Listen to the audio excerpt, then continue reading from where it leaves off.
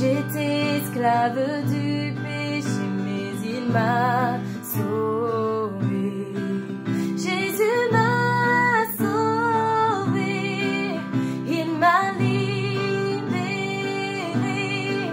ma dette est payée. Je suis enfant de Dieu, je suis à lui, et dans sa j'ai trouvé ma place, je suis enfant de Dieu, je suis à lui.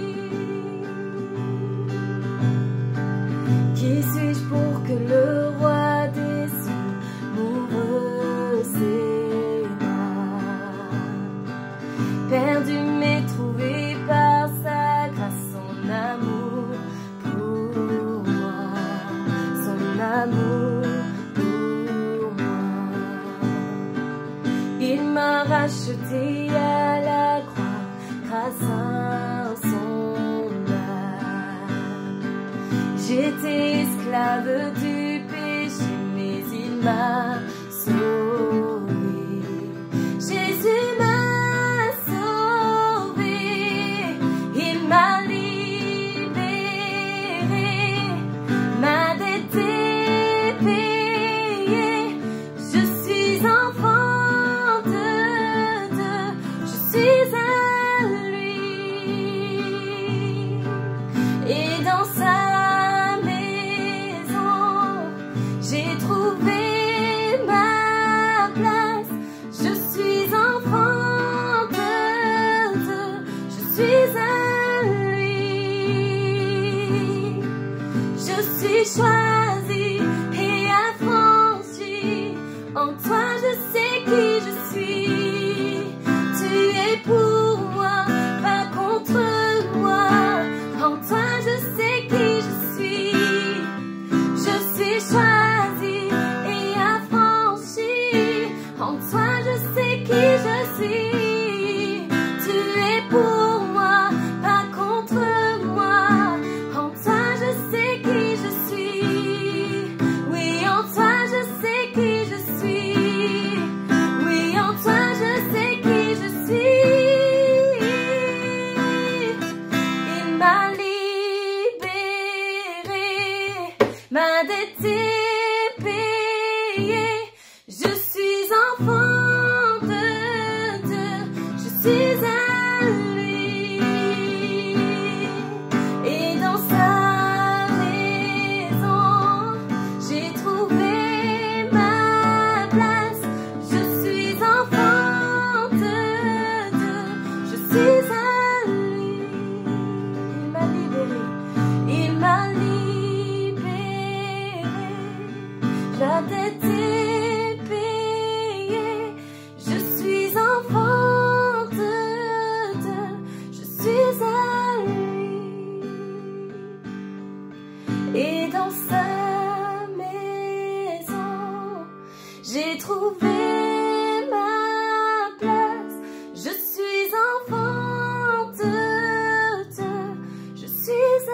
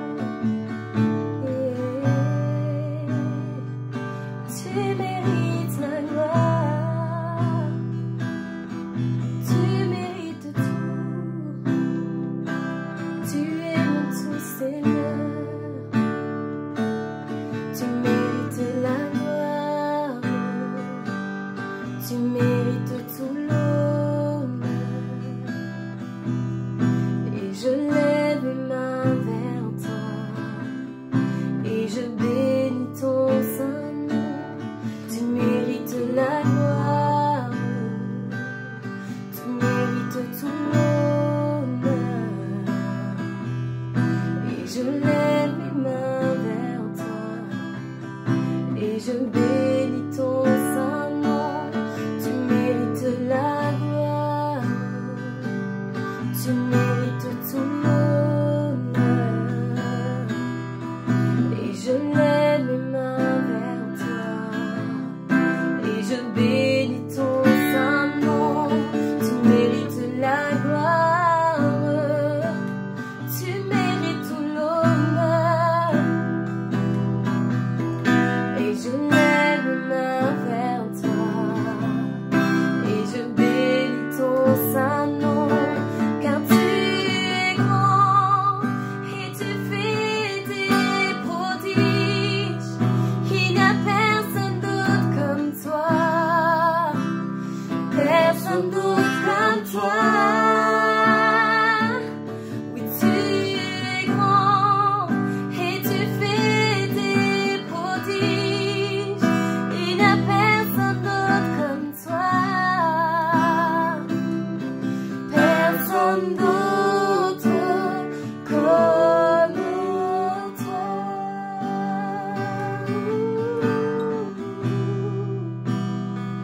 Il n'y a personne d'autre. Tu mérites la gloire, tu mérites tout l'honneur, et je lève mes mains vers toi, et je bénis ton saint nom. Tu mérites la gloire, tu mérites tout l'honneur, et je lève mes mains vers toi, et je bénis ton saint nom. Car tu es grand et tu fais des prodiges, il n'y a personne d'autre comme toi, personne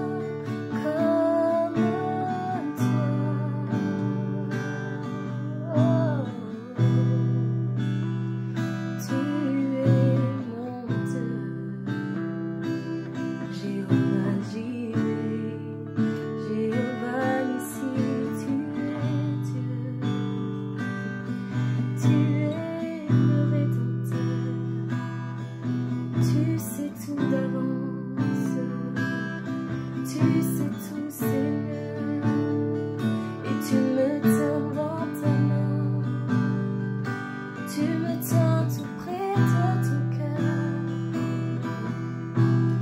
Ta présence, ce que j'ai de meilleur.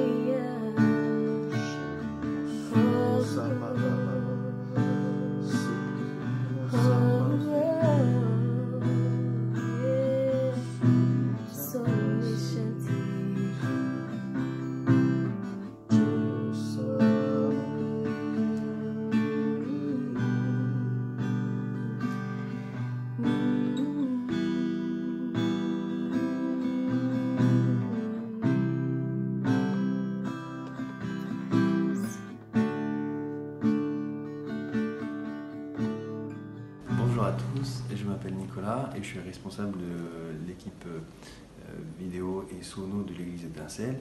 Et je suis très heureux de partager avec vous la parole de Dieu ce matin en ce qui concerne les dîmes et les offrandes. Je voulais vous encourager ce matin à tenir fermement sur les promesses que Dieu a mis dans sa parole en ce qui nous concerne. Et on va déjà tourner dans un premier verset pour bien montrer les choses, pour bien montrer ce qui est Dieu. Nous allons tourner en Malachie, chapitre 3 et verset 6, où le Seigneur nous dit « Moi, le Seigneur, je ne change pas ». Donc déjà, c'est bon de savoir que peu importe ce qui se passe autour de nous, l'Éternel est toujours le même. Il ne change pas, sa parole ne change pas. Maintenant, quelle est sa parole? Quelles sont ses promesses pour nous? On va tourner ensemble en Galates 3 et au chapitre 29. Si vous appartenez au Christ, vous êtes alors les descendants d'Abraham et vous recevrez l'héritage que Dieu a promis.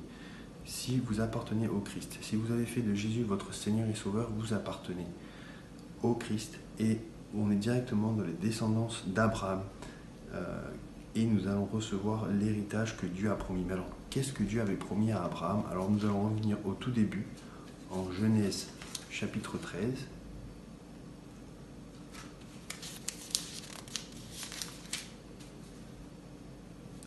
Genèse chapitre 12 et verset 1. Nous allons voir cette promesse qui est la nôtre aujourd'hui. Le Seigneur dit à Abraham, quitte ton pays, ta parenté et la maison de ton père et va dans le pays que je te montrerai. Deuxième verset. Je ferai naître de toi une grande nation. Je te bénirai et je rendrai ton nom célèbre. Tu seras une bénédiction pour les autres. Je bénirai ceux qui te béniront et je maudirai ceux qui te maudiront. À travers moi, je bénirai toutes les nations de la terre. Mes amis, la promesse de Dieu, c'est que Dieu nous bénit et qu'il nous bénit. Peu importe ce qui se passe autour de nous, Dieu nous bénit et il veut faire de nous des sources de bénédiction où nous serons aussi des bénédictions pour les autres nations. Je bénirai ceux qui te béniront et je te bénirai et je rendrai ton nom célèbre et tu seras une bénédiction pour les autres. Donc, notre source est sans limite et elle ne s'arrêtera jamais et c'est Dieu qui pourvoit, c'est Dieu qui nous bénit et c'est Dieu qui veut faire de nous une source de bénédiction. Donc je vous encourage aujourd'hui à être cette source de bénédiction, à être une source de bénédiction avec vos paroles, à être une source de bénédiction avec vos actions et à être une source de bénédiction avec vos finances. Dieu nous bénit et il veut faire de nous cette source de bénédiction. Et voilà, c'est ce que je voulais vous encourager aujourd'hui. Continuez d'être des sources de bénédiction, de donner et avec vos paroles, et vous verrez que Dieu continuera de bénir et il verra votre cœur et il continuera de déverser à travers vous et en vous sa bénédiction. Et Seigneur, je veux te remercier pour mes frères et sœurs. Merci pour ta promesse qui est pour nous, Seigneur. Merci Père, parce que nous avons vu que tu ne changes pas, et que c'est bon de savoir que nous pouvons te faire confiance, quelles que soient les circonstances autour de nous, que tu nous bénis, que tu pourvois à nos besoins et que tu veux faire de nous des sources de bénédiction, que cette bénédiction que tu nous as donnée puisse couler à travers nous pour les autres. Merci Père, tu bénis mes frères et sœurs, au nom de Jésus. Bonjour et bienvenue à cette retransmission donc en Facebook Live depuis le lieu de culte de l'église Étincelle. Je suis le pasteur Philippe Boulanger et c'est la façon que nous avons trouvé pour rester en contact avec les brebis de l'église, mais peut-être aussi à plus grande échelle de pouvoir partager la parole du Seigneur. J'aimerais vous dire avant tout que malgré les circonstances, malgré les situations, malgré ce qui se passe dans le monde, Jésus-Christ est toujours Seigneur. Jésus-Christ est toujours la tête de l'Église. Dieu est le même hier, aujourd'hui et éternellement.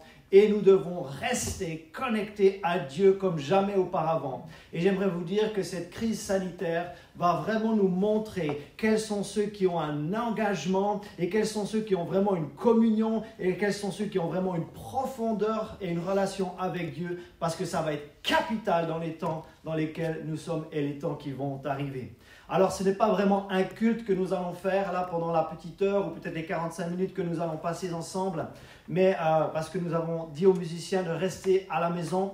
Nous ne sommes pas dans la peur, mais nous sommes dans la prudence, nous sommes dans la circonspection. Donc, nous essayons de faire les choses avec bienséance et de suivre, selon Romains chapitre 13, les consignes que nous donnent les autorités de notre pays. Et je voulais commencer ce matin avec une exhortation, un verset qui vraiment tourne en moi là depuis 1 ou 2 jours. Et c'est dans la seconde épître de Paul à Timothée, 2 Timothée chapitre 1 verset 7. Je vais lire ce verset, je vais exhorter sur ce verset et ensuite je vais prier pour vraiment que nous restions connectés malgré la distance.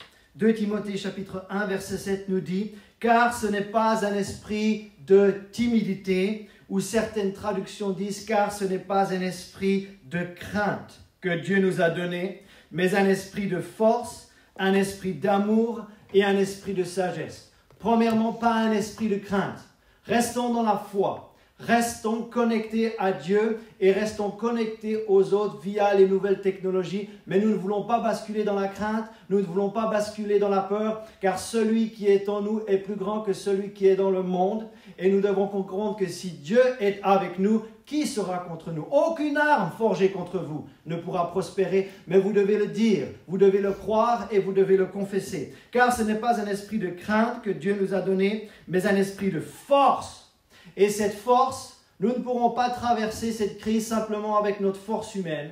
Nous allons devoir traverser cette crise avec la force du Seigneur, avec la grâce de Dieu. Nous devons restés connectés à la grâce de Dieu et développer une relation personnelle avec Dieu, peut-être comme jamais auparavant, pour que nous puissions profiter de sa grâce, que nous puissions profiter de sa force et que nous soyons comme ce vase qui est en train d'être rempli par l'onction qui vient d'en haut. Non seulement pas un esprit de crainte, un esprit de force, un esprit d'amour. L'amour, non seulement l'amour pour Dieu, mais il va falloir faire preuve d'un amour pour son prochain pendant ces prochaines semaines et vraiment qui doit être divin, qui doit venir de Dieu et vraiment de veiller les uns sur les autres, d'aimer notre prochain comme nous-mêmes pendant cette situation. Ça veut dire non seulement aider les autres, mais ça veut dire aussi faire preuve de discipline et de faire preuve, comme je le disais tout à l'heure, de prudence et de circonspection dans nos déplacements. Ce matin, il n'y a que Pasteur Rebecca et moi-même ici sur site. Pourquoi? Parce que nous voulons faire preuve de circonspection, d'accord? Et nous voulons aussi, enfin, en plus de l'amour pour Dieu, en plus de l'amour pour notre prochain, non seulement faire preuve d'amour envers les frères et sœurs en Christ, et je vais vous montrer pendant le message comment on va le faire à l'église Étincelle, mais aussi envers nos voisins. S'il y a des personnes âgées dans nos immeubles, chez nous au premier étage, les deux appartements au premier étage sont occupés par des personnes âgées et ça serait bon de notre part de démontrer de l'amour qui vient du Seigneur envers ces personnes pour leur dire peut-être est-ce que vous avez besoin d'aide, est-ce qu'on peut faire quelques courses pour vous, etc. Est-ce que vous avez de la famille autour de vous, mais simplement de prendre des nouvelles aussi, non seulement des frères et sœurs en Christ, mais des nouvelles de notre voisinage. Et enfin, il dit un esprit de force, d'amour et de sagesse. Sagesse. La sagesse qui vient d'en haut. On veut pas faire les super-héros, on veut faire preuve de sagesse et de sagesse divine. Et Salomon, il a prié Dieu. Il a demandé à Dieu d'avoir de la sagesse lorsqu'il est devenu roi. Nous devons prier pour nos autorités. Prier pour qu'ils aient la sagesse de prendre les bonnes décisions. Nous devons prier pour nos propres vies, qu'on ait la sagesse aussi dans nos déplacements. Prions aussi pour nos responsables, non seulement civils, mais aussi pour nos responsables spirituels, qu'eux aussi, ils aient la sagesse de prendre les meilleures décisions en cette période de crise. Alors, j'aimerais prier maintenant en lien avec 2 Timothée chapitre 1 et verset 7. Et je vous invite aussi à la prière et à la méditation chez vous, et pour que nous puissions, malgré la distance, communier ensemble. Alors il n'y a pas de distance dans l'esprit et il n'y a pas de distance dans la prière. Donc du coup, ça c'est quelque chose que rien ne peut... Aucune crise, aucune pandémie, aucune persécution ne pourra nous empêcher de prier, et sachons et gardons à l'esprit que la prière du juste est d'une grande efficacité, et de prier les uns pour les autres, c'est une arme remarquable qui reste à notre disposition pendant ces prochaines semaines. Donc prions dans le précieux nom de Jésus et prions Dieu le Père. Père, je prie dans le saint nom du Seigneur, et je prie pour vraiment que la foi continue d'animer nos cœurs. Je prie que la foi soit non seulement animée, mais je prie que notre foi soit nourrie, parce que le meilleur remède contre la peur, c'est la foi. Et nous ne pouvons pas être dans la peur et dans la foi, donc nous voulons nourrir notre foi. Que toute parole du Seigneur soit notre pain quotidien. Et Père, nous voulons aussi faire preuve de force. Nous ne voulons pas traverser cette épreuve simplement avec nos propres forces. Et nous prions pour la force pour le personnel médical. Oh, ça me vient fort dans l'esprit ici que nous devons prier et soutenir toutes les personnes qui sont en train d'être au front. Parce qu'il y a des personnes qui sont au front dans cette crise. Il y a des personnes qui sont en train de se retrousser les manches. Et nous, l'Église du Seigneur Jésus-Christ, nous devons prier pour ces personnes pour qu'elles aient la force nécessaire de pouvoir travailler dans les meilleures conditions, Père. Père, je prie pour un amour divin, un amour agapé, Seigneur, et que l'Église du Seigneur Jésus-Christ puisse avoir cet amour venant de Dieu comme jamais auparavant. Et Père, je prie aussi pour la sagesse divine, la sagesse divine, la sagesse divine. Père, je prie pour la sagesse pour le gouvernement, je prie pour la sagesse pour le président de la République, je prie pour la sagesse dans tout ce qui va se discuter au Parlement, je prie pour la sagesse, Seigneur. Nous prions aussi pour la sagesse dans ces élections municipales. C'est un jour d'élection, Seigneur, et aussi que les gens fassent preuve de sagesse dans les bureaux de vote, là où ils vont aller voter, Seigneur, qu'ils prennent les précautions nécessaires dans le nom de Jésus, Père. Et j'aimerais vous dire aussi que le contexte de la 2e épître de Paul à Timothée est vraiment très, très, très important à comprendre. Lorsque Paul écrit à Timothée, là, sa 2e lettre, c'était à la fin de la vie de Paul, environ en l'an 67, c'était sa dernière épître. Et 1 Timothée, c'est une épître qui a été écrite alors que l'église d'Éphèse était en pleine croissance.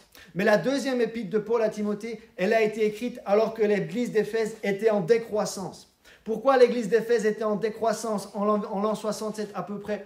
Parce qu'il y avait un grand feu à Rome 3 ans auparavant, en 64, et Néron, qui était l'empereur à l'époque, a accusé les chrétiens d'avoir enflammé la ville impériale. Et ça a été la première grande vague de persécution qui a été orchestrée contre l'Église. Et c'est dans ce contexte-là de persécution que Paul dit aux pasteurs de l'Église d'Éphèse de ne pas faire preuve de crainte, mais de faire preuve de force, d'amour et de sagesse. Et c'est comme si le Saint-Esprit a téléchargé en moi ce verset et vous le dire à vous, Église Étincelle, et à d'autres personnes qui nous regardent, de vraiment méditer cette écriture et vraiment de la proclamer dans votre vie pendant ces jours et ces semaines. Je vais maintenant demander à Pasteur Rebecca de venir, et on a eu besoin d'ajuster notre programme. Donc jeudi soir, il y a eu l'allocution du président de la République. Nous avons pris certaines mesures vendredi, mais hier soir, d'autres mesures ont été annoncées par le Premier ministre cette fois, et nous avons donc pris des décisions, et ces décisions sont les suivantes. Donc voilà, bonjour à tous, merci de vous joindre à nous, vous êtes plus de 80 personnes à se joindre à nous en direct, et ce sera en replay, ce sera disponible à revoir par la suite. Mais donc voilà, suite aux décisions du gouvernement, donc tous les rassemblements dans les locaux de l'église Étincelle ici au 11 passage Grégoire sont annulés pour l'instant, et on vous dira quand ils reprendront, parce qu'elles reprendront, nous le croyons et nous le savons. Et aussi, on vous encourage de ne pas vous réunir en tant que live group. On sait que ça va être difficile, mais il va y avoir différents moyens de rester en contact et de communiquer. Et ça va être intéressant avec le message que va apporter Pasteur Philippe tout à l'heure. Vous allez pouvoir savoir comment on va garder le contact, comment on va garder le lien entre nous. Et voilà. Est-ce que tu voulais partager aussi ce que le rabbin Oui, je vais juste prendre... J'ai oublié le téléphone. Donc, Rebecca va partager 3 consignes pratiques pour pouvoir manifester l'amour envers notre prochain. Voilà, donc j'ai trouvé ça sur Internet hier soir très tard et on l'a fait traduire en français. Et donc pourquoi pas appliquer les suggestions du rabbin Yosef excusez-moi pour la prononciation, Kanevski. Et premièrement, il dit « Appelons par téléphone la personne dont nous aurions serré la main ». C'est vrai qu'avec le fait qu'on ne puisse pas serrer la main, on ne peut pas se faire la bise, on se dit « Ah », et on a l'impression qu'on est coupé de tout, mais on peut faire différentes choses. Donc pourquoi pas les appeler? Eux peuvent être au bout du fil, et si vous avez des smartphones, vous pouvez faire des FaceTime ou des WhatsApp en vidéoconférence, et on va trouver différentes solutions pour pouvoir communiquer comme cela. Deuxièmement, exprimons verbalement notre affection et notre intérêt à la personne que nous aurions embrassée. Et qu'on puisse vraiment avoir des élans d'affection et qu'on soit verbal pour une fois avec cela, qu'on puisse exprimer notre amour et notre affection pour les gens. Et troisièmement, que tout centimètre et tout mètre de distance entre moi-même et un autre se transforme en des idées de la manière dont je pourrais l'aider en cas de besoin. Et donc ces choses-là, on va faire un graphisme, il va être affiché dans les conversations ici. Et je pense que c'est des bonnes recommandations de ne pas oublier son prochain dans ces moments difficiles, mais justement d'avoir un élan de solidarité et d'échanger avec les gens autour de nous. Voilà, Pasteur. J'ai aimé ce que le président de la République a dit jeudi soir, de ne pas être solitaire, mais de devenir solidaire. Et ça, c'est quelque chose que nous devrions vivre non seulement tous les jours en tant que chrétiens, mais encore plus dans cette saison. Donc, je vais partager la parole de Dieu avec vous. Et en réalité, ce message va être une restructuration de l'Église étincelle pendant cette période, pendant laquelle nous n'avons pas le droit de nous réunir sur site. Je répète, c'est plus qu'un message. C'est une restructuration de l'Église pour les jours et les semaines à venir. Et mon texte, il est dans Matthieu chapitre 18, et je vais simplement lire 2 versets pour commencer. Et après, je vais vous annoncer donc non seulement le titre, mais la façon dont nous allons vivre l'Église prochainement à partir d'aujourd'hui. Donc le texte, c'est Matthieu chapitre 18. Prenez votre Bible, s'il vous plaît, parce que vous êtes en train d'utiliser votre smartphone pour la retransmission. Donc vous pouvez ouvrir votre Bible, suivre avec moi. Soyez de bons Béréens qui confirment ou qui contrôlent dans la parole de Dieu ce qui leur est annoncé. Et c'est un enseignement de Jésus. Matthieu chapitre 18, et je vais lire les versets 19 et 20. Le Seigneur dit, je vous dis encore que si deux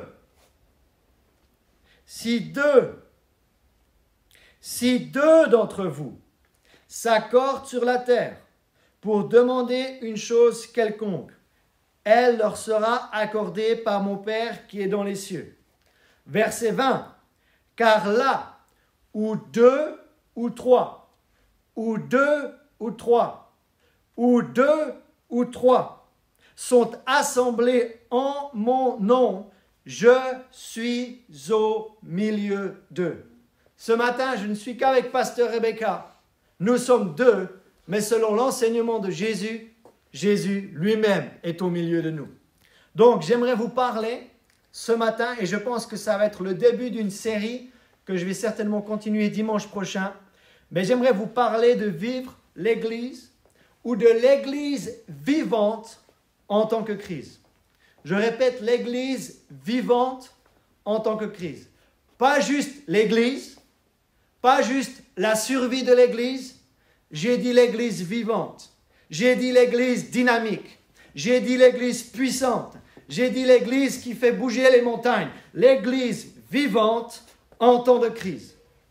Dès que Jésus lui-même a annoncé, ou dès que le mot Église est sorti de la bouche de Jésus, il a dit ceci concernant son Église. Matthieu chapitre 16, verset 18, dans la version Osterwald, Jésus a dit « Je bâtirai mon Église, et les portes de l'enfer ne prévaudront point contre elle. » En d'autres termes, selon Jésus, l'Église, elle est invincible. L'Église, elle est insubmersible. L'Église, on ne peut pas la vaincre, on ne peut pas la dominer. Non, elle va rester et elle va rester forte dans le nom de Jésus. Et je déclare qu'aucune épidémie, aucune pandémie, voire aucune persécution a le pouvoir d'arrêter la progression de l'Évangile et la progression de l'Évangile du Seigneur Jésus-Christ. Et c'est là que normalement, si vous aviez été là, j'aurais entendu quelques Amen ou Alléluia. Vous le faites chez vous, merci beaucoup, je les entends. Et face à la crise sanitaire actuelle, il y a des contraintes majeures qui s'imposent à nous et dans notre façon de vivre l'Église. Comme par exemple l'incapacité de se réunir, comme ce matin. Ce qui va créer indirectement un manque de communion fraternelle. L'incapacité de pratiquer certains éléments et certains enseignements fondamentaux de la doctrine de Christ, comme par exemple l'imposition des mains. On est dans l'incapacité en ce moment d'imposer les mains. Difficile aussi de fractionner le pain et de prendre la coupe, de prendre la Sainte Seine en raison des précautions à prendre. Et une autre chose qui nous est imposée, c'est que vous savez que dans cette église, nous aimons les nations, mais nous aimons aussi les générations. Et les relations entre générations, les relations intergénérationnelles deviennent aussi plus difficiles et sont entravées pendant cette période. Mais j'aimerais vous dire que pendant les 300 premières années de l'ère de l'Église, donc jusqu'au 3e, voire même 4e siècle, l'Église n'avait pas de lieu de culte attribué. Il n'y avait pas un bâtiment public où c'était marqué Église, il n'y avait pas de clocher.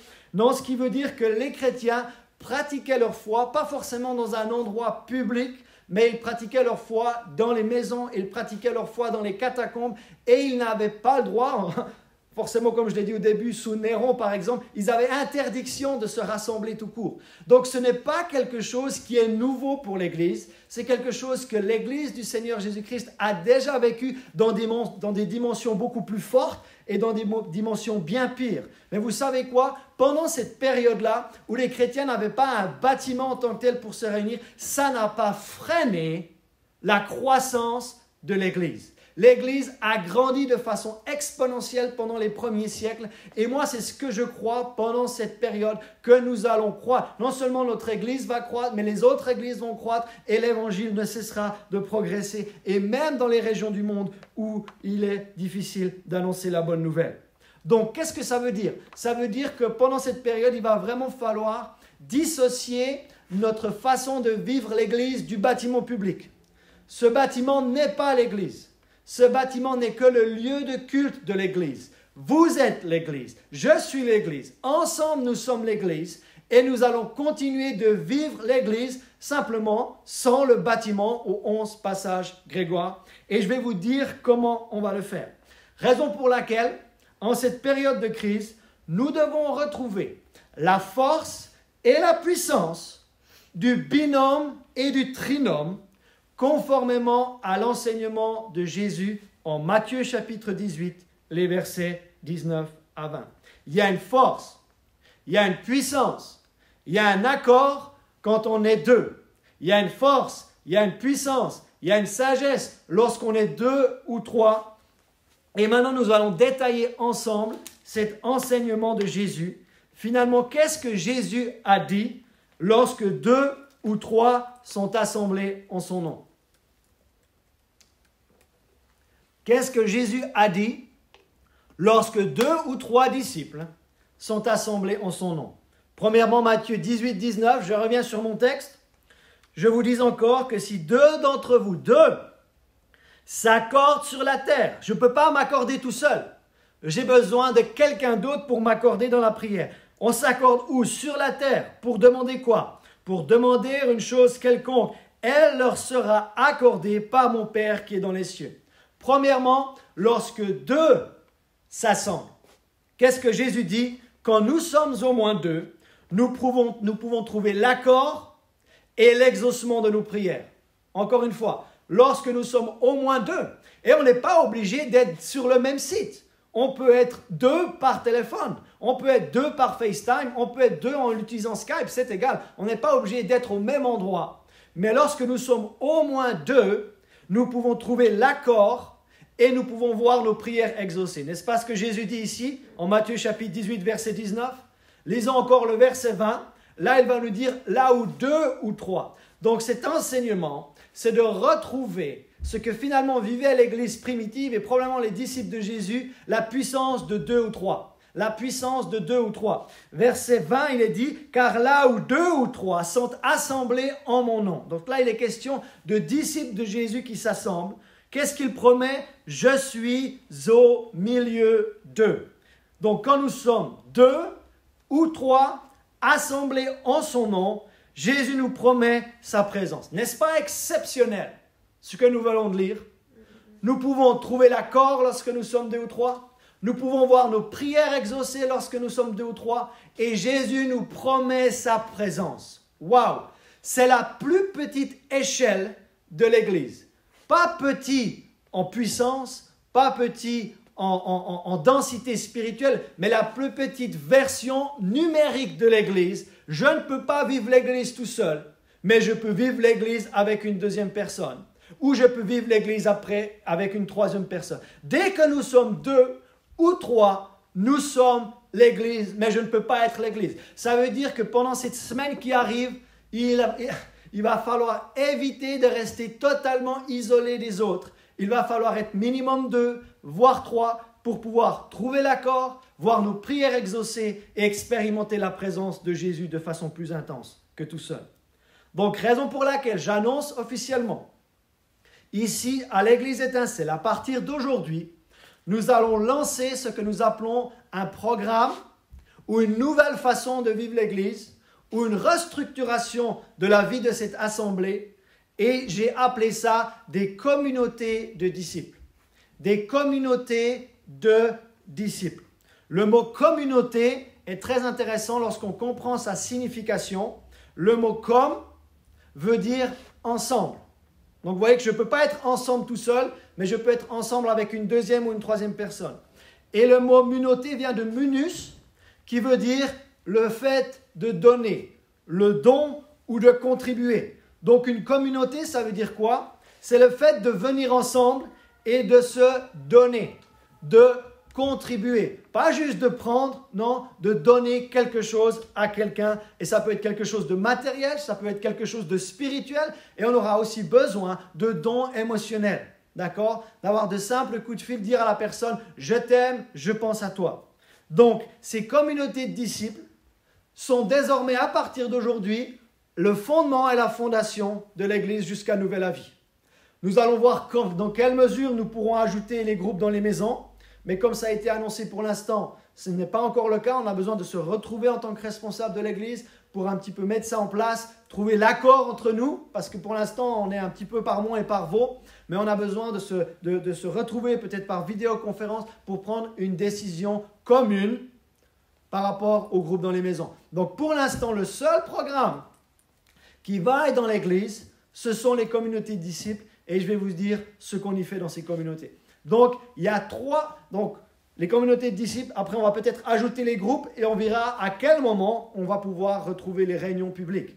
Mais pour l'instant, on va baser l'Église et vivre l'Église avec 2 ou 3 autres personnes.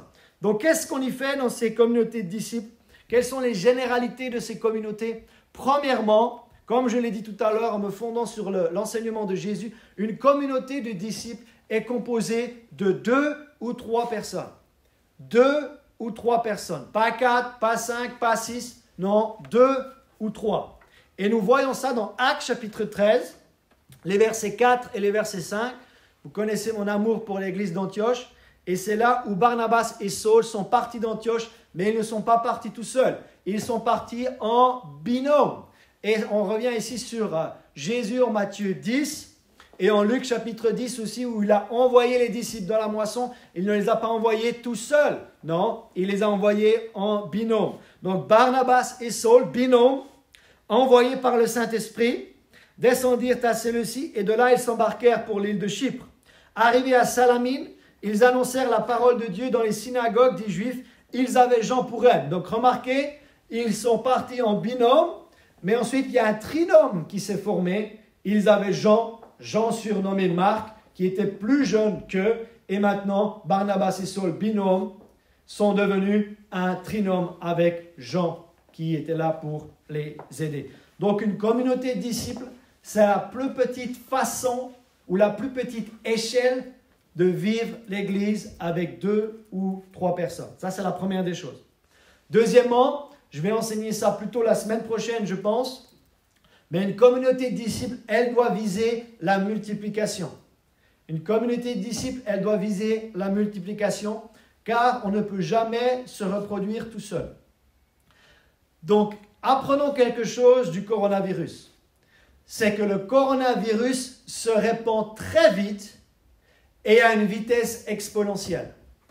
Il se répand très vite à une vitesse exponentielle.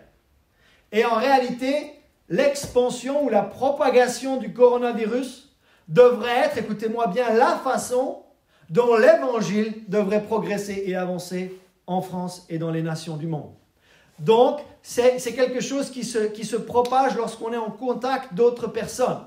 Et c'est cette façon-là qu'on doit apprendre, spirituellement parlant, aussi à se reproduire et à se multiplier. C'est-à-dire que si par exemple j'ai formé une communauté de disciples avec une autre personne de l'église, et ensemble on est resté peut-être 2, 3 ou 4 semaines à prendre régulièrement des nouvelles, je vais expliquer ce qu'on y fait précisément dans ces communautés, mais après cette personne peut aller chercher une personne qui n'est pas encore dans une autre communauté de disciples, et moi je peux aller chercher une autre personne qui ne l'est pas encore. Donc du coup de 2, nous passons, ou d'une communauté de 2 personnes, nous passons de 2 communautés à 4 personnes.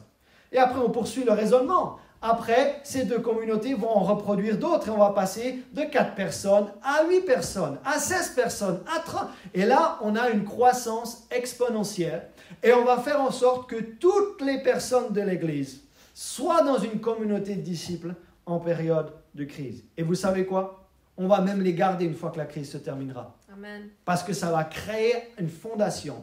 Et rien ne pourra arrêter notre Église. Aucune persécution, aucune pandémie, aucune épidémie ne pourra arrêter l'Église étincelle. Parce que nous revenons à l'enseignement de Jésus, à la plus petite version, à la plus petite façon de vivre l'Église, avec 2 ou 3 personnes. Et ensuite, on va apprendre à se multiplier certainement la semaine prochaine. Donc, je commence une série aujourd'hui. Aujourd'hui, c'est l'Église vivante en temps de crise. L'Église puissante, l'Église dynamique, pas l'Église qui régresse, pas l'Église qui a peur, non, l'Église qui avance en temps de crise. Et troisièmement, comment est-ce qu'on forme une communauté de disciples? Je ne vais jamais vous dire avec qui aller. Une communauté de disciples, elle doit se créer par affinité et de façon organique. Et avant de détailler ce troisième point, laissez-moi vous donner le deuxième verset que je n'ai pas donné lorsqu'on parle de multiplication et de se reproduire. On avait dit que Barnabas et Saul avaient commencé une communauté de disciples à 2. Ensuite, ils avaient Jean surnommé Marc. Mais ensuite, cette communauté de disciples de 3 va devenir 2 communautés de 2. Et on lit ça en Actes chapitre 15, versets 39 et 40. Donc, il y a eu un désaccord entre Barnabas et Saul. Et ce dissentiment fut assez vif pour être cause qu'ils se séparèrent l'un de l'autre. Donc, Barnabas et Saul arrêtent d'être une communauté de disciples. Et Barnabas prenant Marc. Donc, Barnabas garde Marc, avec qui il faisait un trinôme ensemble, s'embarqua pour l'île de Chypre. Paul fit choix de Silas et partit recommandé par les frères à la grâce de Dieu. Donc on avait Barnabas et Saul ensemble, binôme, et ensuite on avait Jean surnommé Marc avec eux, trinôme. Ensuite il y a eu un désaccord entre Barnabas et Saul. Barnabas reste avec Marc, ou Jean surnommé Marc, et Paul va partir avec Silas. Et d'un trinôme, maintenant nous avons 2 binômes. De 2 personnes. Donc, binôme, c'est forcément 2, mais 2 binômes à présent. Est-ce que vous comprenez la logique de reproduction et de multiplication? Mais Barnabas est resté dans une communauté de disciples, Paul est resté dans une communauté de disciples avec différentes personnes. Ce qui m'emmène à mon point 3. Premier point, c'était une communauté de disciples est composée de 2 ou 3 personnes. Là où on est ensemble et là où on peut contribuer, se donner à l'autre. Deuxièmement, une communauté de disciples, elle vise la multiplication, car on ne peut jamais se reproduire tout seul. Troisièmement, une communauté de disciples, elle se crée par affinité et de façon organique. Moi, je vous donne juste quelques lignes directrices. Mais ensuite, c'est à vous d'écouter le Saint-Esprit et de savoir, et je vais vous défier en fin de message, là, peut-être dans 10-15 minutes, je vais vous défier à appeler quelqu'un et dire « Hey, j'ai écouté le message du pasteur de ce matin » et il nous encourage à former des communautés de disciples. Est-ce que tu es d'accord de former une communauté de disciples avec moi? Et pendant 2-3 semaines, par exemple, on va prendre des nouvelles l'un de l'autre, on va s'enseigner l'un l'autre et on va prier l'un pour l'autre. Je vais détailler ça tout à l'heure. Je vais aussi envoyer les questions que l'on pose dans une communauté de disciples. On va vous dire comment y accéder, d'accord? On va vous donner les outils pour mettre ce programme en place, qui est désormais le seul programme communautaire de l'Église. Écoutez bien, pas de groupe dans les maisons, pas de réunion publique, mais seulement les communautés de disciples. Ok? Donc, une communauté de disciples, elle se crée par affinité et de façon organique. Je ne vais jamais dire, toi tu vas avec toi, toi tu vas avec toi. Non, on ne les crée pas par force, ces communautés. Elles se créent parce qu'on aime quelqu'un, parce qu'on a de l'affection pour quelqu'un. Et ça se fait de façon organique. Moi, j'apporte juste quelques éléments structurels, mais après, on laisse faire le Saint-Esprit. Après, on laisse faire l'œuvre de Dieu parmi nous. Donc, en Acte 16, verset 3, on voit Paul qui va former une nouvelle communauté de disciples avec Timothée. Et il avait de l'affinité pour le jeune Timothée. Et en Acte 16, verset 3, Paul voulut l'emmener en parlant de Timothée avec lui. Et l'ayant pris, il le circoncit. Aïe. À cause des Juifs qui étaient dans ces lieux-là, car tous savaient que son père était grec. Donc, on voit dans le livre des Actes, si on prend par exemple l'exemple de Paul, Paul a d'abord une communauté de disciples avec Barnabas et Jean surnommé Marc. Ensuite, il forme une communauté de disciples avec Silas. Ensuite, on sait qu'il y avait aussi Luc qui était là de temps en temps, ou peut-être même souvent, parce que c'est Luc qui a écrit le livre des Actes. Donc là, on voit aussi qu'il prend Timothée. Donc on voit que nous devons sortir cette idée que Paul était toujours tout seul. Non, il y avait des gens qui étaient autour de lui. Là, je pense aussi à Sosthène qui était avec lui. Il y avait des petits groupes. Même dans le ministère de Jésus, il y avait les foules, il y avait les 70, il y avait les 12, et dans ces 12, il y avait les 3. Jacques, Jean et Pierre. Donc même Jésus, dans ces 12, il avait une communauté de disciples à l'intérieur de ces 12 avec qui il passait encore plus de temps. Donc maintenant, la grande question, étant donné que ça va être notre façon de vivre l'Église à partir d'aujourd'hui, qu'est-ce qu'on y fait dans ces communautés? Qu'est-ce qu'on y fait? Premièrement, il y a 3 choses principales que nous faisons dans ces communautés. Premièrement, on a un regard pastoral l'un envers l'autre. Premier point, si vous prenez des notes, mais je vais vous envoyer mes notes, ne vous inquiétez pas, c'est avoir un regard pastoral l'un envers l'autre. Et ça, on le fait suivant le temps que vous avez à votre disposition, soit pendant 10 minutes, soit pendant 20 minutes. Qu'est-ce que ça veut dire d'avoir un regard pastoral? Ça veut dire qu'on a un regard bienveillant sur la personne avec qui on a décidé de former une communauté de disciples. Et il y a des questions que nous allons nous poser l'un à l'autre, l'un envers l'autre, l'un pour l'autre. Exemple de questions, par exemple. Je forme une communauté de disciples avec quelqu'un et je m'engage à vivre l'Église avec cette personne pendant quelques semaines. Quel genre de questions allons-nous poser? Dans ce premier point, avoir un regard pastoral l'un envers l'autre. Et question, par exemple, comment vis-tu ce moment de crise? Comment vis-tu ce moment de crise? Et là, ça nous donne l'occasion de partager, avoir des questions ouvertes. Autre question potentielle. Aide-moi à comprendre ce que tu traverses. Aide-moi à comprendre ce que tu traverses. Et là, la personne va peut-être vous dire « Ah là là, j'ai pas vu mon fils, j'ai pas vu ma mère, j'ai pas vu mon père pendant longtemps, c'est difficile pour moi, etc. » Une autre question. Quels sont les défis actuels à surmonter? Si c'est une personne âgée, par exemple, elle est déconseillée de sortir, donc elle va peut-être vous dire les défis actuels à surmonter, ce sont des défis logistiques. Ce sont des défis logistiques. Est-ce que quelqu'un pourrait m'acheter un sachet de course, par exemple? Une autre question possible, et ça c'est quelque chose qu'on va continuer à faire même quand il n'y a plus la crise, parce qu'on croit qu'elle va cesser, n'est-ce pas? Comment va ton âme? Pas juste comment vas-tu, parce que le dimanche matin on dit comment vas-tu et on dit je vais bien par la grâce de Dieu, tu as passé une bonne semaine, tu souhaites une bonne semaine, c'est bien, c'est être cordial, mais on va aller plus loin. Il y a une différence si je dis comment vas-tu et maintenant je dis comment va ton âme? Amen. Comment va ton être intérieur? Comment va ton fort intérieur? Alors que tout se passe, alors qu'on est bombardé par ces informations, on est bombardé par ces mauvaises nouvelles. À un moment, j'ai dû dire à ma femme, j'ai besoin d'arrêter d'entendre des mauvaises nouvelles, ça commence à être trop. D'accord? Donc ça, c'était mon âme qui est en train de dire, non, assez des mauvaises nouvelles. Une autre question potentielle, quel est le monologue négatif à déraciner? Imaginez, vu qu'on va être plus dans l'isolement et qu'on va être isolés les uns des autres, on va être confinés, il y a un monologue négatif qui va commencer, ou qui va tenter de s'enraciner en nous, d'accord? De dire, oh là là, certains vont être tentés de dire, personne ne m'aime. Certains vont être tentés de dire, personne ne pense à moi. personne ne m'appelle, etc. Et là, lorsqu'on fait la communauté de disciples et qu'on pose cette question, quel est le monologue négatif à déraciner? C'est le moment d'extérioriser ce que vous êtes en train de ressentir et les paroles et les pensées qui sont dans votre tête et de les sortir maintenant, de les confesser pour avoir la victoire sur ces choses. Donc ça, c'est le premier point. Pendant 10, 20 minutes, vous pouvez faire ça plus longtemps si vous avez plus de temps. Étant donné qu'on aura tous un peu plus de temps, c'est avoir ce que j'appelle un regard pastoral, un regard bienveillant.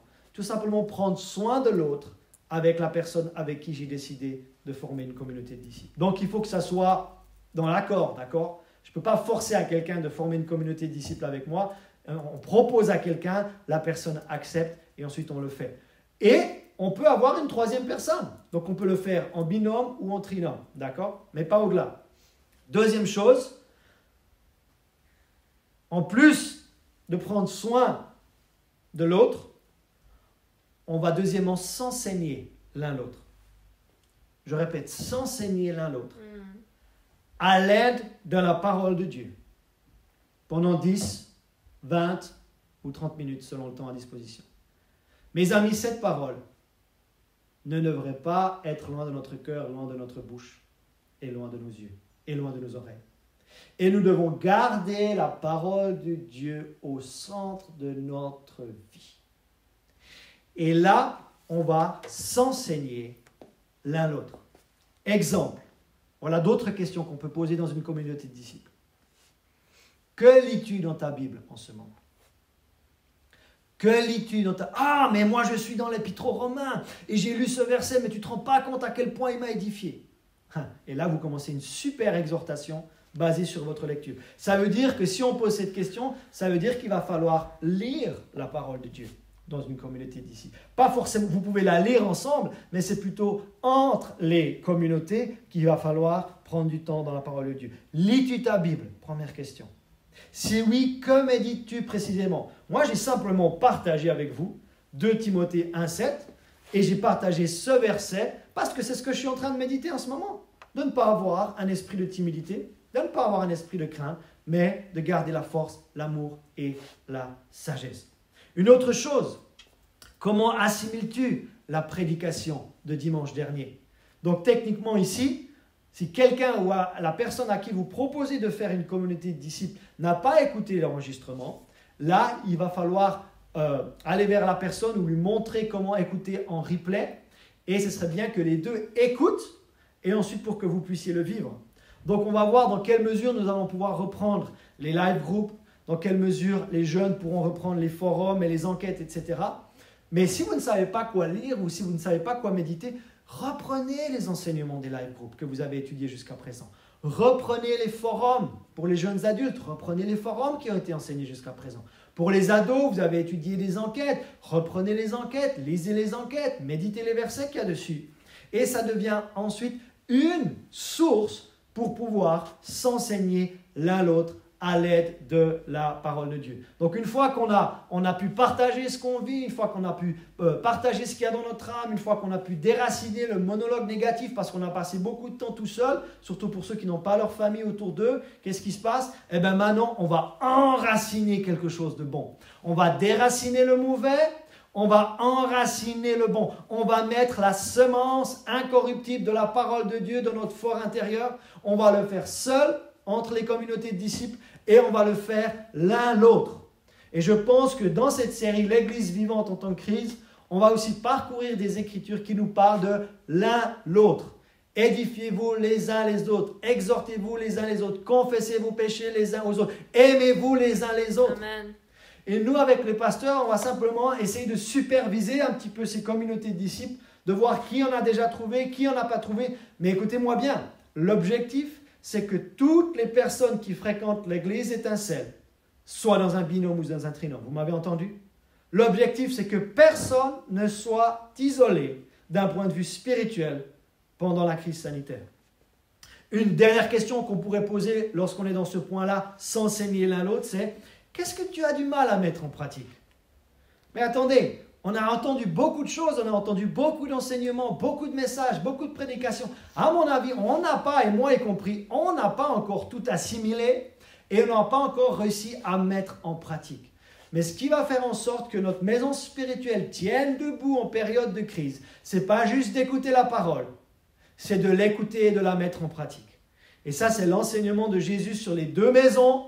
Je sais que vous connaissez l'histoire, mais laissez-moi la répéter parce qu'elle est importante. C'est qu'il y en a un qui a entendu et qui n'a pas mis en pratique et sa maison a été bâtie sur le sable. L'autre a entendu la parole de Dieu. Il a mis en pratique la parole de Dieu et sa maison a été bâtie sur le roc. Écoutez bien, la tempête s'est abattue contre les 2 maisons. Ouais. La maison bâtie sur le roc n'a pas été épargnée par la tempête. Et là, il n'y a aucun chrétien qui est épargné par ce qui se passe. On est contraint de ne pas nous rassembler. Mais gloire à Dieu, spirituellement parlant, nous croyons que nous sommes protégés sous la main du Très-Haut. Mais ce qui veut dire quoi? Ce qui veut dire que cette question, elle est très importante. Qu'est-ce que tu as du mal à mettre en pratique dans ta vie spirituelle en ce moment? Waouh, j'ai du mal à donner. Moi, je vous encourage de ne pas cesser de donner pour l'œuvre de Dieu pendant cette période aussi. Ben oui, on sera tenté parce que l'économie devient au ralenti, mais nous ne sommes pas dans l'économie du monde, nous sommes dans l'économie de Dieu. Et on ne peut pas être plus généreux que Dieu. Et nous allons vous poster aussi une vidéo que notre frère Nicolas Cusano a préparée pour les 10 000 offrandes. Et ça sera certainement sur notre page Facebook, car nous voulons continuer de donner à l'œuvre de Dieu. Donc, qu'est-ce que tu as du mal à mettre en pratique? Qu'est-ce que tu as? Ça, c'est une question potentielle. Et la dernière chose que l'on fait dans ces communautés de disciples, en plus d'avoir un regard pastoral l'un envers l'autre, en plus de s'enseigner l'un l'autre à l'aide de la parole de Dieu, je peux partager ce que je suis en train de méditer, je peux partager sur ce que le pasteur a prêché, je peux reprendre une étude de live group, peu importe. Et ça, vous n'êtes pas obligé de le faire au même endroit, étant donné que les cafés et que les lieux publics seront fermés ou sont déjà fermés, mais je peux le faire à distance, d'accord? Donc, ces communautés de disciples ne sont pas limitées à un rassemblement physique de personnes. On peut le faire par les nouvelles technologies. Et la troisième chose que nous faisons dans ces communautés de disciples, c'est comme l'a dit Jésus, il parle de l'accord et de voir nos prières exaucées. C'est que nous prions l'un pour l'autre. Nous prions l'un pour l'autre, sous la conduite du Saint-Esprit, et nous allons aussi laisser place aux dons de l'Esprit et aux dons spirituels. Et ça, on peut le faire aussi pendant 10 minutes, 20 minutes, ou beaucoup plus si vous voulez. Mais si vous avez 30 minutes, vous pouvez faire 10 minutes, où vous prenez des nouvelles l'un de l'autre, 10 minutes, où vous vous enseignez l'un l'autre par le biais de la parole, et 10 minutes où vous priez et vous vous accordez à la fin. Vous êtes sur un modèle d'1 heure, ben au lieu de 10 minutes, vous passez à 20 minutes. 3 fois 20 minutes. Vous avez 2 heures devant vous, et ben vous divisez par 3 vos 2 heures, etc., vos 120 minutes, et ça vous fait 40 minutes par tranche. Ok? Donc, priez l'un pour l'autre. Finissez votre communauté d'ici par la prière. Toujours. Toujours, toujours, toujours, toujours, toujours. Et qu'est-ce qu'on va faire quand on prie l'un pour l'autre? Ben, suivant les choses qui ont été partagées pendant la communauté de disciples, qu'est-ce qu'on va faire? On va s'accorder dans la situation. Accordons-nous dans cette situation. Croyons Dieu ensemble pour qu'il y ait une solution durable et pérenne à cette situation. Une autre chose, bénissons-nous. Bénissons-nous. On aura besoin de se bénir les uns les autres. On aura besoin de parler des paroles d'affirmation, des paroles de bénédiction les uns sur les autres. Et aspirons aux dons spirituels ensemble. Moi, j'ai déjà dit, si vous voulez couler dans le don de prophétie, il n'y a rien de plus simple. Le don de prophétie n'est que la prolongation. Quand vous bénissez une personne, eh bien, au bout d'un moment, à force de bénir la personne, vous allez basculer dans le don de prophétie. Imaginez, j'ai ma femme en face de moi. Je dis, ma femme, je te bénis dans le nom de Jésus. J'appelle la bénédiction de Dieu sur toi. Je déclare que tu ne seras jamais touché par ce coronavirus dans le nom de Jésus. Tu as la sagesse de Dieu pour instruire tes enfants. Tu as la sagesse de Dieu pour diriger l'église avec moi. Et je la bénis. Et à force de la bénir comme ça, quand tu bénis une personne comme tu ne l'as jamais bénie auparavant, tu vas commencer à couler dans le don de prophétie. Et il y a des choses de l'esprit qui vont commencer à être communiquées à la personne. Donc pratiquez ceci dans les communautés de disciples. Pratiquez l'accord, pratiquez la prière, pratiquez la bénédiction ensemble et aspirez aux dons spirituels. Vous voulez grandir dans les dons spirituels? Le meilleur moment, le meilleur moyen, c'est de le faire maintenant dans les communautés de disciples. Et après, tout d'un coup, vous allez avoir ceci. Ah, j'ai ce verset qui me vient pour toi. Et là, j'ai un verset qui vient pour ma femme. La femme sage bâtit sa maison. Je crois que c'est peut-être le verset 1 du Proverbe 31, je ne suis pas sûr. Mais dans les Proverbes, il dit qu'une femme sage, elle bâtit sa maison. Vous voyez, je l'ai béni et pouf, tout d'un coup, il y a déjà un verset. J'ai ce verset qui me vient pour toi. Ou alors, j'ai reçu cette image. J'ai reçu cette image. Oh, je te voyais là tout accablé, tout d'un coup, dans l'esprit, je vois que tu te relèves. Je vois que tu tires les épaules en arrière. Je vois que tu lèves le menton. Je vois une lumière qui vient sur toi. Mais ça, c'est le début de couler dans les dons spirituels. Ou alors, je pense que le Saint-Esprit souhaite. On n'est pas obligé de dire « ainsi par l'Éternel ». On peut dire « je pense avoir reçu ». Je pense que le Saint-Esprit désire communiquer ou te communiquer ceci pendant cette période ou pendant cette saison. Donc, je répète. Les 3 généralités dans une communauté de disciples, c'est simplement 2 ou 3 disciples qui se réunissent, soit dans un lieu physique, soit par les nouvelles technologies. On va voir la semaine prochaine, ou peut-être dans 15 jours, on verra. On va voir comment on peut se reproduire et se multiplier pour qu'il n'y ait personne qui ne soit pas dans une communauté de disciples. Et enfin, comment est-ce que je vais créer, et je vous encourage à la créer dès aujourd'hui, à appeler quelqu'un dès aujourd'hui, en disant, elle va se créer par affinité, elle va se créer de façon organique. J'ai simplement envie de passer plus de temps avec toi. Et les témoignages, on a fait ces communautés de disciples avec les responsables de l'Église. C'est à peu près 30-35 personnes, le leadership élargi de l'Église. Et certains ont déjà mis ces choses en pratique que je suis en train de vous enseigner. Et vendredi soir, on a une réunion de leaders ici. C'était la dernière réunion publique où on avait le droit de se réunir sur site. Et je leur ai demandé, c'est quoi vos témoignages? Qui a essayé? Je me suis dit, il y aura 2 ou 3 personnes qui ont commencé les communautés. Les mains ont commencé à se lever de partout. Et j'ai dit, mais comment est-ce que vous avez vécu ces communautés? Est-ce que ça a été une bénédiction pour vous? Et il y a notamment 2 femmes qui se connaissent depuis des années, quelques décennies à vrai dire. Et elles se côtoyaient, elles s'apprécient, mais elles ont commencé une communauté de disciples ensemble. Et elles ont dit, on est en train de se découvrir comme on ne s'est jamais découvert auparavant. Mes amis, ça va approfondir les relations dans l'Église. Ça va approfondir la qualité de l'Église. On ne veut pas juste grandir numériquement, on veut grandir spirituellement. On ne veut pas juste grandir en quantité, on veut grandir en qualité.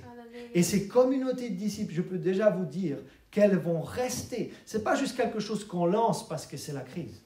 Parce que le Saint-Esprit m'avait déjà mis à cœur de les lancer en début d'année et c'est pour ça qu'on a fait un projet pilote avec les responsables.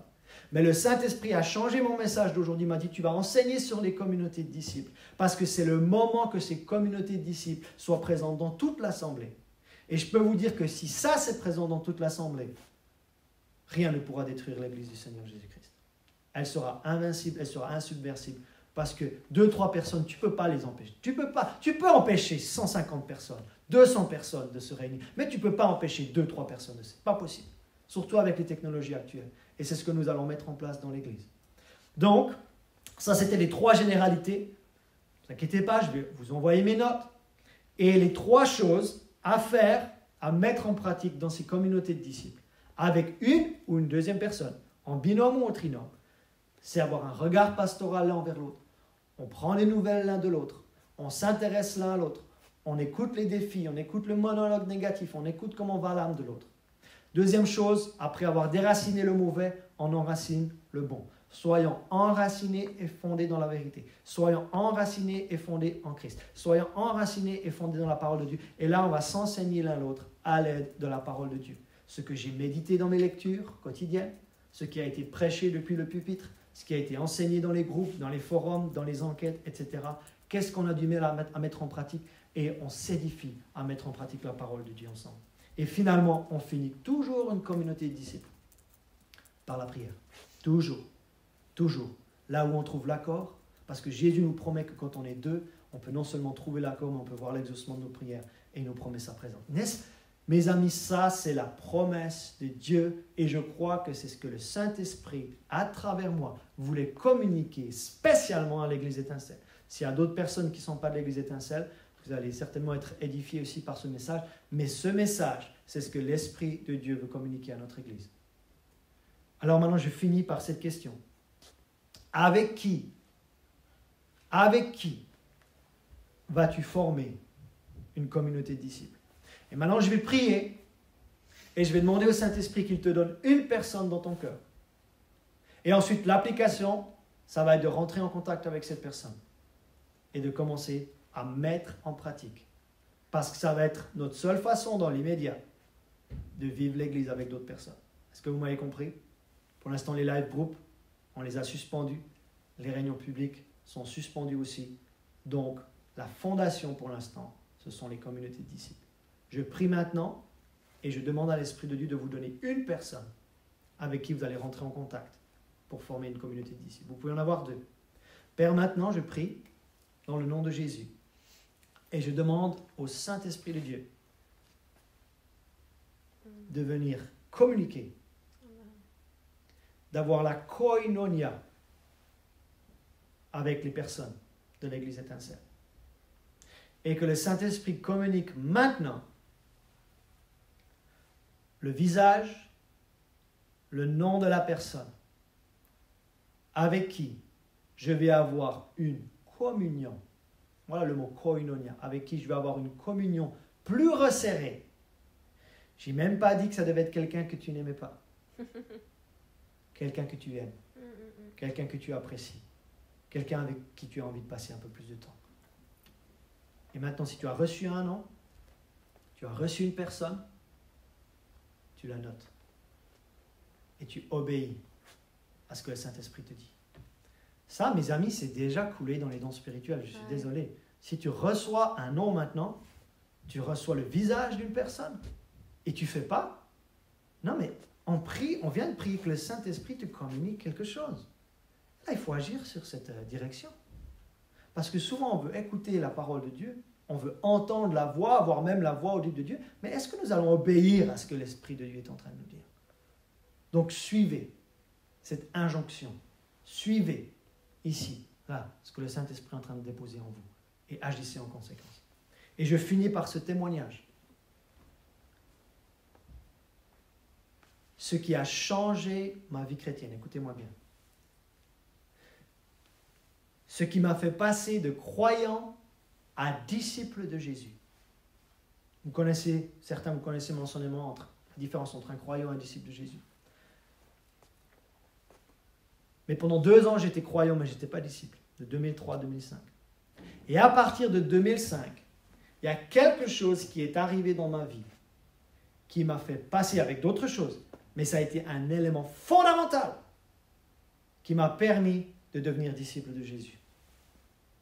Vous savez ce que c'est? C'est d'avoir un vis-à-vis dans sa vie. Je répète, j'ai eu jusqu'à aujourd'hui 3 vis-à-vis. Ces 3 personnes à différentes échelles, ou plutôt à différentes périodes de ma vie. Un, c'est quand j'étais en Afrique du Sud. L'autre, c'est quand j'étais en Suisse. Et le dernier, c'est quand j'étais ici en France. Et ces vis-à-vis, finalement, c'était des mentors aussi. Et c'était des personnes qui me posaient des questions sur ma vie spirituelle. Philippe, comment vas-tu? Philippe, comment est-ce que tu as assimilé l'enseignement là? Philippe, qu'est-ce que tu es en train de vivre? Écoutez bien, on n'aime pas ce mot, mais c'est pourtant la clé pour devenir disciple de Jésus. Rendre des comptes. Rendre des comptes à quelqu'un. Ou plutôt donner à quelqu'un le droit de regard dans sa vie. Et le jour où tu donnes le droit à quelqu'un d'avoir un droit de regard, pas à tout le monde, pas à n'importe qui, j'ai dit à quelqu'un que tu aimes, à quelqu'un que tu apprécies. Le jour où tu donnes le droit de regard à quelqu'un d'autre dans ta vie, je peux te promettre que ta vie chrétienne ne sera plus la même.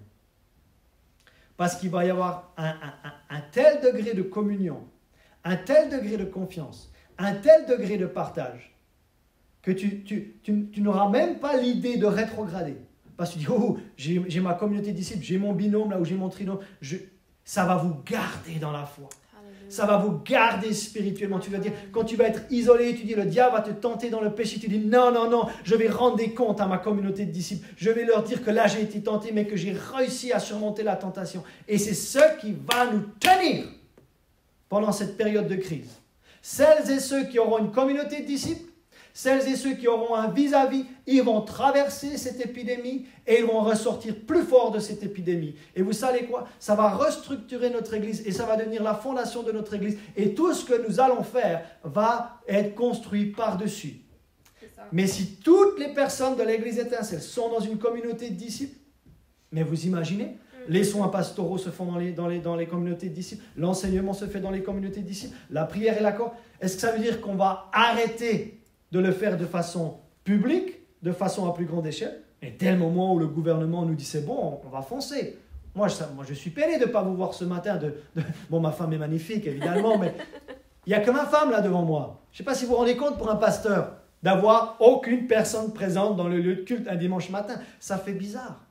Mais à nouveau, dissocions notre façon de vivre l'Église du bâtiment. Parce que ce bâtiment est une réelle bénédiction, mais il n'est pas l'Église. L'Église, c'est nous. Et quand nous sommes 2 ou 3, nous allons aussi vivre l'Église. Autrement, différemment, mais ça va être fort, ça va être puissant. Et un autre témoignage, 2 autres femmes qui ont fait une communauté de disciples depuis janvier jusqu'à aujourd'hui. Vous savez quoi? Elles ont vu des miracles, elles ont vu des réconciliations, elles ont vu des dons spirituels en manifestation. Elles sont juste 2. Mais Jésus dit que là où 2 s'assemblent en son nom, on peut trouver l'accord. On peut voir l'exaucement de nos prières. Et dit, je suis au milieu de vous. Waouh! C'est presque 11 heures. On vous avait parlé d'une retransmission d'1 heure. Et voilà ce que je crois, moi. Que pendant cette période, nous allons perdre personne. Amen. Et nous allons gagner beaucoup. J'espère que là, il y a un petit amen qui arrive sur Facebook. Amen, amen. Il y en a. Nous ne voulons perdre personne. Et nous voulons gagner beaucoup. Et mon dernier texte, il est aussi dans Matthieu 18. Donc nous avions lu les versets 19 et 20. Maintenant, je vais lire le verset 14, donc un petit peu avant. Jésus dit de même, Matthieu 18, 14, « Ce n'est pas la volonté de votre Père qui est dans les cieux qu'il se perde un seul de ses petits. » Je répète, ce n'est pas la volonté de notre Père qui est dans les cieux qu'un seul de ses petits ne se perde. Mes amis, on veut perdre personne. On veut perdre personne de l'Église. On ne veut pas voir des gens rétrogradés, on ne veut pas voir des gens lâchés dans le Seigneur. On ne veut perdre personne, parce que c'est la volonté de Dieu pour son Église. Mais la volonté de Dieu aussi, c'est que j'espère que nous n'allons pas cesser de partager notre foi, que nous n'allons pas cesser de dire que Dieu est amour et qu'il ne veut point imputer aux personnes leurs péchés, mais qu'il veut les pardonner et les voir réconciliés avec Dieu. Donc, la volonté de Dieu, c'est que personne ne reste dans l'isolement. Nous soyons tous dans une communauté de disciples. Et la volonté de Dieu, c'est que l'évangile continue d'être proclamé, annoncé à ceux qui ne le connaissent pas. Et je sais qu'une multitude de personnes, des personnes du monde entier vont crier à l'aide à Dieu et vont se tourner vers lui. Et ça, c'est toutes les semences qui ont déjà été semées dans leur vie. Et là, je me laisse conduire. Mais j'aimerais vous lire Jean 3, verset 17. Et peut-être, vous m'écoutez. Vous n'êtes pas de l'Église étincelle. Vous n'êtes pas un disciple de Jésus. Mais vous cherchez des solutions, vous cherchez du réconfort. Et j'aimerais vous dire qu'en Jean chapitre 3, verset 17, voilà ce que vous devez absolument entendre. Dieu, en effet, n'a pas envoyé son Fils en parlant de Jésus dans le monde pour qu'il juge le monde, mais pour que le monde soit sauvé par lui. Ce que nous annonçons en tant qu'Église est le message des chrétiens. c'est que Dieu a jugé Jésus-Christ à notre place. Qu'il est mort sur une croix et qu'il a pris le jugement de nos fautes, de nos transgressions et de nos péchés sur lui. De telle sorte que Jésus n'a pas été lui-même envoyé pour juger. Mais puisque lui a été jugé à notre place, ça a été le déclenchement de notre salut. C'est-à-dire que lorsque nous croyons, lorsque nous reconnaissons que nous sommes pécheurs, lorsque nous reconnaissons que nous avons offensé Dieu, violé la loi divine, et que nous croyons, c'est ce que le texte dit tout à l'heure, celui qui croit en lui n'est point jugé. Verset 18. Mais celui qui ne croit pas est déjà jugé, parce qu'il n'a pas cru au nom du Fils unique de Dieu. Et lorsqu'on reconnaît qu'on a péché et qu'on a fauté, et qu'on se tourne vers celui qui a été jugé à notre place, et qui nous a tant aimés, la Bible nous dit que nous naissons de nouveau. Nous passons du royaume des ténèbres au royaume de son Fils bien-aimé.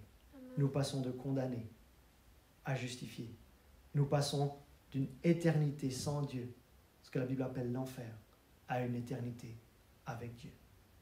Donc, vous n'êtes pas chrétien, peut-être vous ne connaissez pas notre Église, peut-être vous êtes sympathisant de notre Église, mais j'aimerais finir ce message ce matin. Ce n'est pas vraiment un culte parce qu'on n'est pas forcément de la louange, mais il y avait quand même le ministère de la parole de Dieu. Et j'aimerais que tu pries de tout ton cœur la prière suivante. Tu peux te mettre à genoux dans ta chambre, tu peux fermer les yeux si tu veux. Le plus important, c'est que ça vienne de ton cœur. La Bible dit, quiconque invoquera le nom du Seigneur sera sauvé.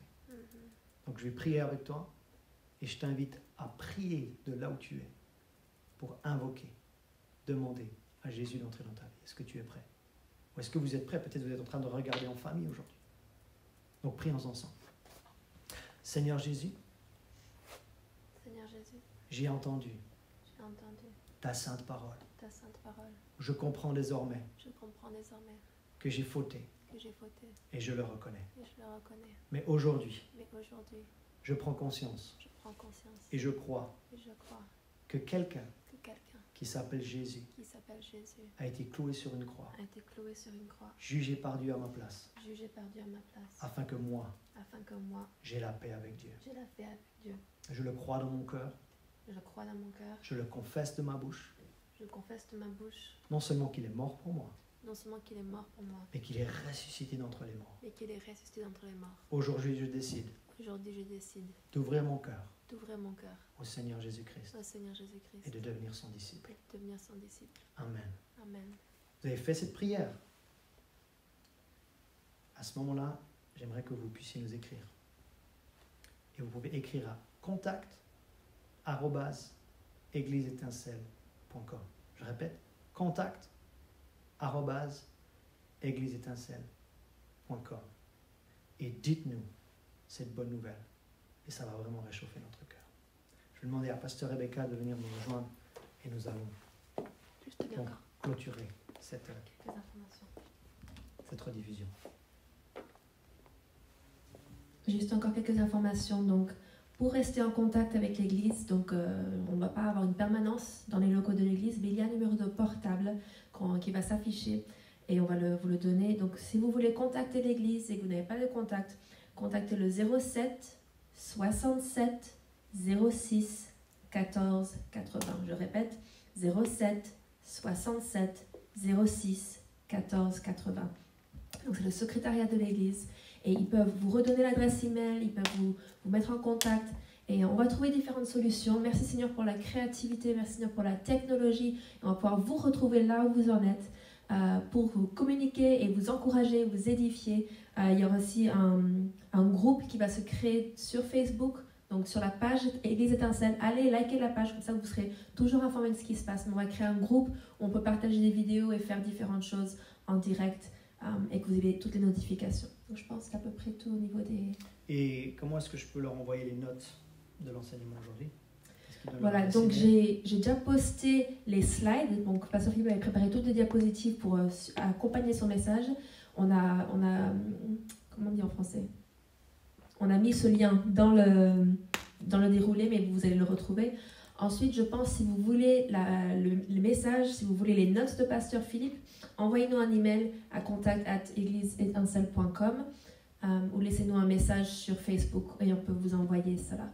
Oui, et si vous avez ouvert votre cœur au Seigneur pour la toute première fois, on aimerait aussi pouvoir vous donner de la documentation, vous aider dans vos premiers pas de vie spirituelle.